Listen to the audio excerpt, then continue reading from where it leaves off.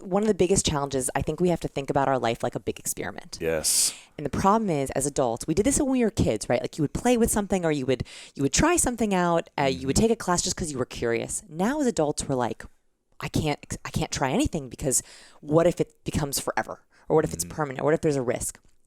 I think that every interaction is an experiment. And when you think about it that way, you become so much braver.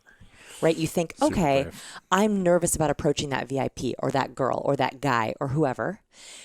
Those butterflies are a chemical signal for me that there is something here, right? Like there is an experiment that I can have here. Do it, yeah. And I should do it. So there's a couple things when you're approaching, if this is something that you want to work on, whether it's a VIP or a stranger or a significant other. So there's a girl, right?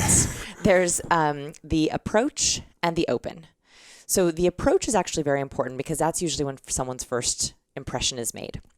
So when you're approaching someone, you want to signal a couple things. You want to first signal friend, not foe. So friend, right? Like, and I heard this last time. Yes, hands, the eyes. Hands. Perfect. First thing people look at is the hands. Yes, go listen to that episode if you didn't hear that. No, it's great. Yeah, the first thing, keep your hands out of your pockets. Hands out of your pockets, and hand first if you want to do a handshake or a hug. Eye contact, great. Then there's the approach, the verbal, which we didn't get to talk about last time.